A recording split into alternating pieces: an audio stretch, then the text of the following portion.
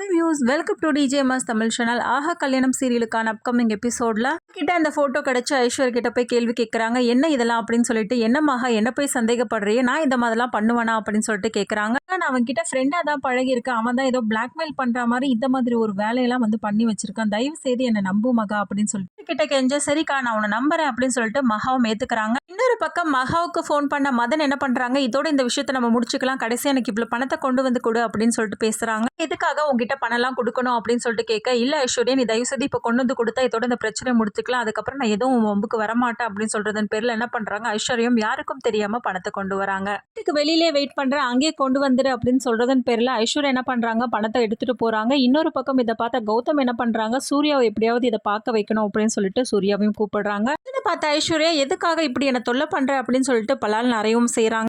சரியான தருணம் அப்படின்னு சொல்லிட்டு சூர்யா அந்த இடத்துக்கு எப்படியோ வர வச்சு அவங்க ரெண்டு பேரையும் வந்து பேசுறத வந்து பார்க்க வச்சிடுறாங்க. யார் இது இந்த நேரத்துல யாரு ஐஸ்வர்யா கூட பேசிட்டு இருக்காங்க அப்படின்னு சொல்லிட்டு ஐஸ்வர்யா பத்தி ஒரு தப்பான அபிப்பிராயம் வந்து மனசுக்குள்ள எழுந்தலும், சாச்சா அப்படிலாம் இருக்காது அப்படின்னு சொல்லிட்டு சூர்யா அந்த இடத்த விட்டு கிளம்புறாரு. பக்கம் கௌதம் ரொம்பவே சந்தோஷத்தோட நம்ம நினைச்சதுல எப்படி ஒன்னு நடந்துட்டு வருது அப்படின்னு சந்தோஷத்தோட அங்கிருந்து கிளம்ப ஐஸ்வர்யா மதன் கூட பேசுறத பார்த்துட்டு அதுக்கப்புறம் மகாவும் கேள்வி கேட்கறாங்க, என்னக்காக காரியம் பண்ற அப்படின்னு சொல்லிட்டு எல்லா விஷயத்தையும் பத்தி மகா கிட்ட ஐஸ்வர்யா சொல்லி புரிய வைக்கிறாங்க. பக்கம் மகா பார்த்த சூர்யா எதுக்காக உங்க அக்கா இப்படிலாம் பண்ணிட்டு இருக்காங்க அப்படின்னு சொல்லிட்டு அந்த விஷயத்த பத்தி கேட்க, எங்க அக்கா அப்படிப்பட்ட ஆள்லாம் கிடையாதுங்க, ஒரு தப்பு நடக்குது, அது என்ன நான் கண்டுபிடிக்கிறேன் அப்படின்னு சொல்லிட்டு மகா சொல்றாங்க. பக்கம் ஐஸ்வர்யா மாட்ட வைக்கணும் அப்படின்றதுக்காக கௌதம் என்ன பண்றாரு, மதன் கூட பேசுனது எல்லாத்தையும் ரெக்கார்ட் பண்ணி வச்சு குடும்பத்துல உள்ளவங்க எல்லாரோட முன்னிலையில வந்து அந்த ரெக்கார்ட் பண்ணதை எல்லாரோடையும் போட்டு காட்ட எல்லாருமே ரொம்பவே அதிர்ச்சியாகி போய் நிக்கிறாங்க.